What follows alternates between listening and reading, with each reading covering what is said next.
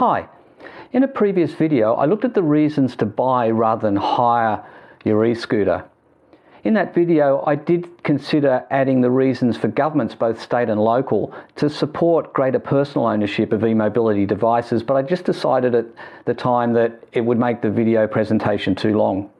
So this video covers those reasons from a government perspective.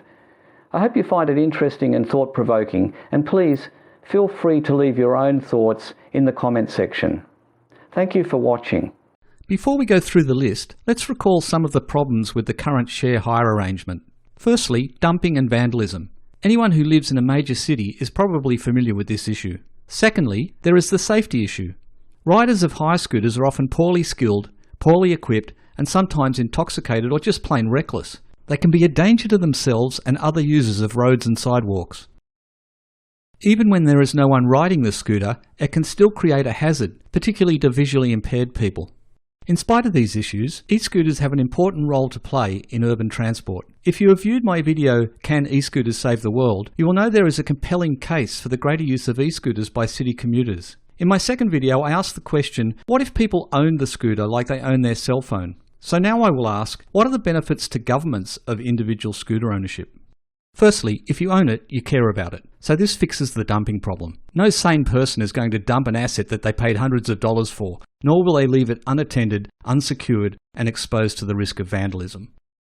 The rider owner has not just invested in a piece of hardware, they are consequently invested in the ongoing acceptance of scooting as a transport option. Whenever they ride their scooter, they know that rightly or wrongly, the entire scooting community is being judged by their behaviour. This makes an owner far more likely to comply with regulations and respect the needs of other road users and pedestrians.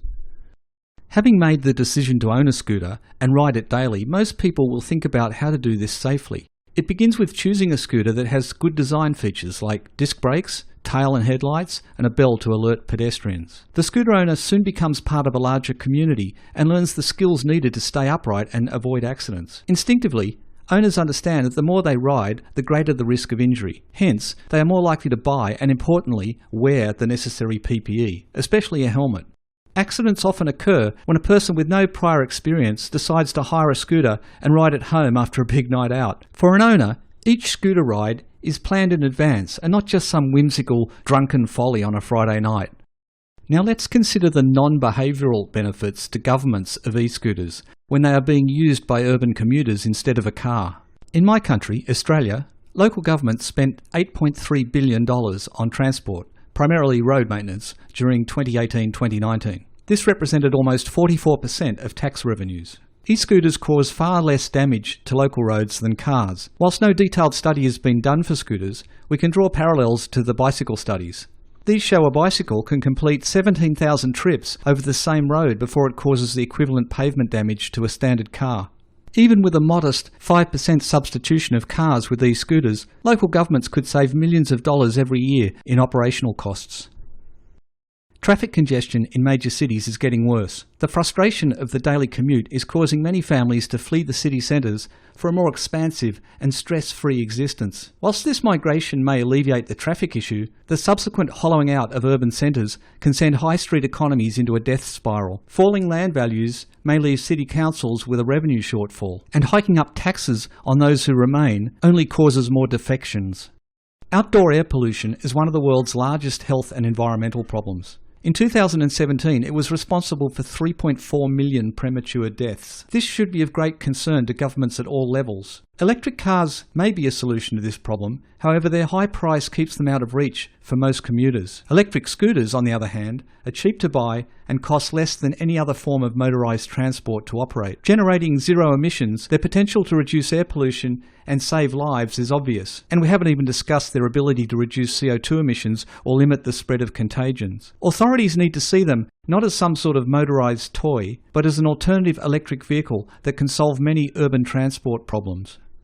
One of the main barriers to the uptake of micromobility has been the lack of support by government and city councils. Admittedly, they were to some extent ambushed by scooter share companies and had little time to consider the regulatory challenges before them. That said, we're now a few years on and there is a lot more data available to lawmakers upon which to build coherent and effective policy.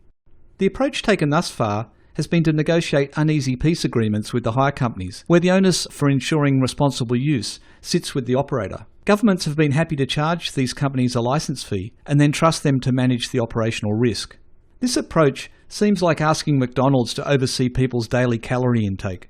Let's be honest, hire companies make their profit from getting as many people as possible to jump on one of their scooters. The last thing they want to do is put obstacles in the way, such as mandating adequate training and enforcing helmet wearing. But what if councils took the lead instead of being followers? We know that micromobility has the potential to deliver major benefits to citizens by reducing pollution and traffic congestion. We know, at the same time, it reduces the cost to government of road maintenance and public transport. Is it not then in the government's interest and the interest of the community to promote a safe transition?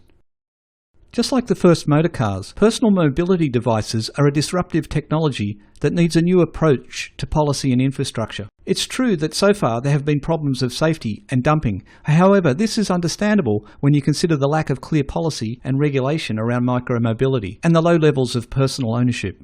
It's time to fill that vacuum. Here are some first steps that could assist with the safe adoption of micromobility on a large scale. This is by no means an exhaustive list, and I do not want to underestimate the size of the challenge ahead. That said, I believe that with goodwill from both governments and the owners of personal electric vehicles, we can realise all of the benefits that micromobility has to offer whilst effectively managing the risks. To those thinking, it's too hard, I say this. Imagine the benefits forgone by humanity if authorities had looked at the first motor car and said, nah, let's just stick with the horse and cart. Just imagine.